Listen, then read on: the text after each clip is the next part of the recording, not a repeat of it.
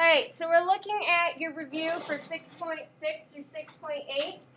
And I'm going to start with number 1.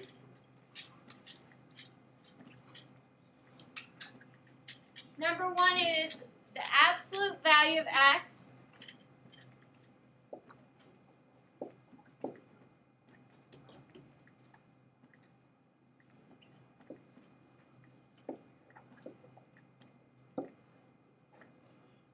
is 5. So we know this turns into two different inequalities. X is greater than 5. X is less than negative 5. Remember, with any absolute value sign in an inequality, you get two separate inequalities.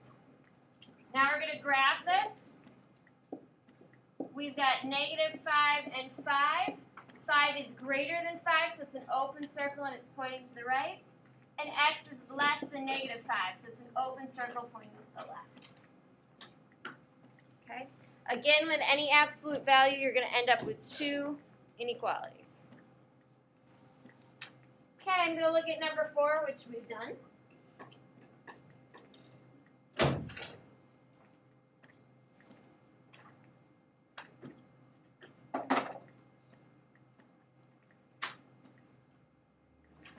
Number 4 is the absolute value of x plus 1 minus 3 is greater than or equal to 2. So what do we have to do first? Somebody want to raise their hand? Yes, Justin. You've got to add 3 to both sides. You've got to get rid of that 3 because it's on the outside of the absolute value sign. Once you've gotten rid of that, then you split it into 2. You've got x plus 1 is greater than 5, and x plus 1 is less than or equal to negative 5. I'm going to subtract 1 from each side.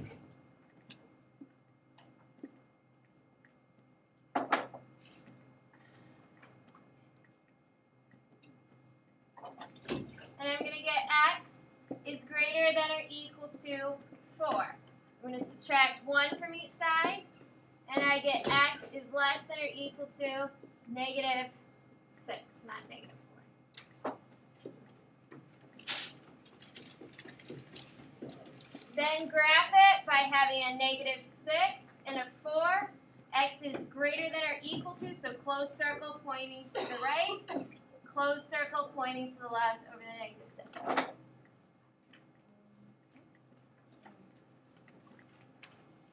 All right, we're going to look at 5.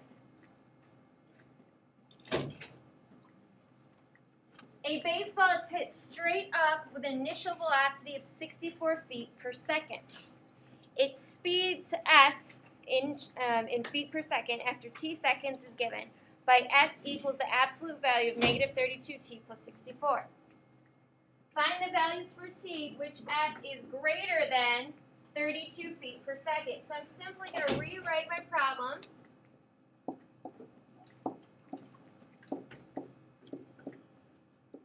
But it has to be greater than 32. Is everybody okay with that? Greater than 32. So the first thing I look at is there anything on the outside of my absolute value sign? So then I split it. Negative 32t plus 64 is greater than 32. And negative 32t plus 64 is less than negative 32. I'm going to subtract 64 from each side. And get negative 32t is less than negative 32. Divide both sides by negative 32. And I get t. Now I have to flip my inequality. Then 1. And I'm going to rewrite that because actually I'm just going to align this real quick. This is not working for me.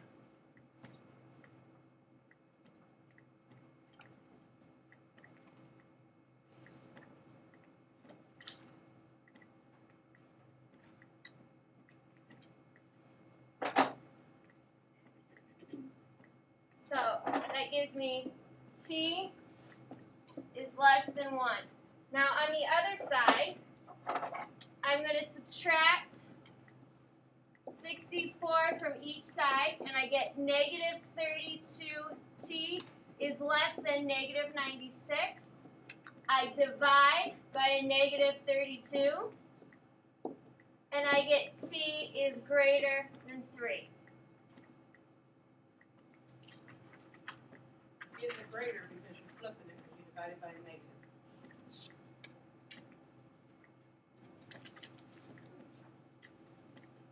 We ready to look at 6b?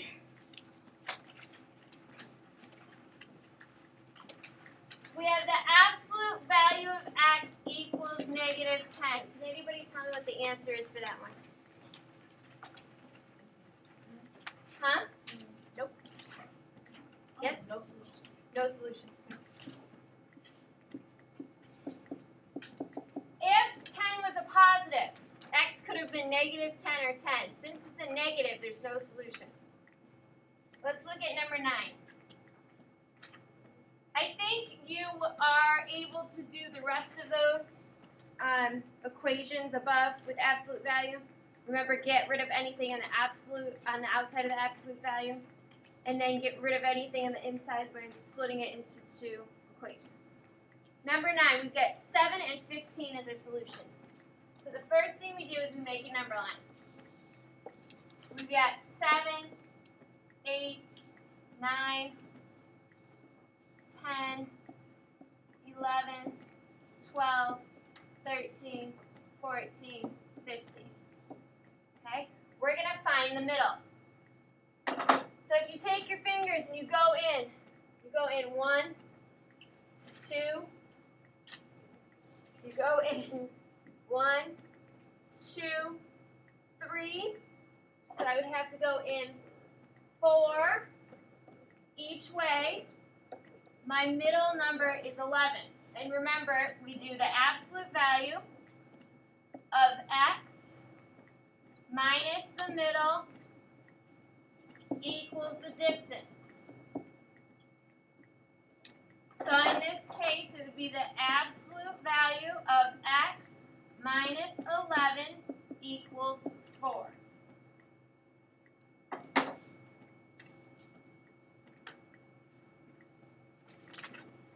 For 10, you're going to see which ordered pair is a solution by plugging them in for x and y. But if we look at our graph, we've got x is less than negative 2 for number 11. X is less than negative 2. We go to gallery.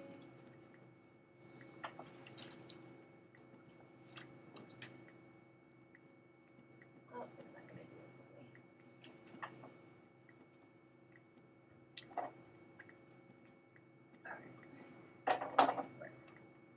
So we've got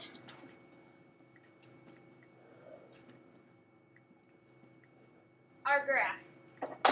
We've got x is less than negative 2. So we go over negative 1, negative 2. This is the x-axis, so I have to go to negative 2. Am I going to have a solid line or a dashed line? Dash, because it is not underlined. So I'm going to have a dashed line right at x is negative 2. Now, if I were to plug in 0, is 0 less than negative 2? If I plugged in 0, is 0 less than negative 2? Is that a true or a false statement? False. So I can't shade over 0. I shade over the opposite side. If it was a true statement, I would shade over 0. Okay, let's look at 14. 14 should be x plus y is greater than 3. What way do I have to write this in order to graph it? What do we call it when we're able to graph it? Slope intercept form, which is y by itself and everything else on the other side. So I'm going to subtract x from both sides, and I get y y is greater than negative x plus 3. Now I have to graph it. Got my y and x graph.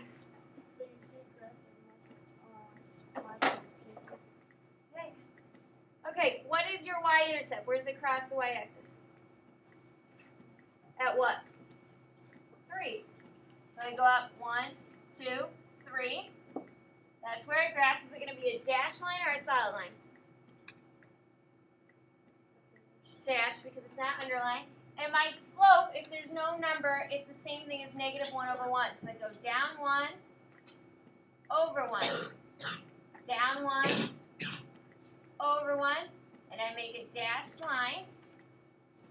Now the different part is figuring out how to shade it. So I'm going to plug in 0, 0 and see if I cover that. I'm plugging in 0, 0 to see if that works. So 0 is greater than negative 1 times 0 plus 3. Is 0 greater than 3? Is that a true statement or a false statement? False. So I'm going to shade the side that doesn't include 0, 0.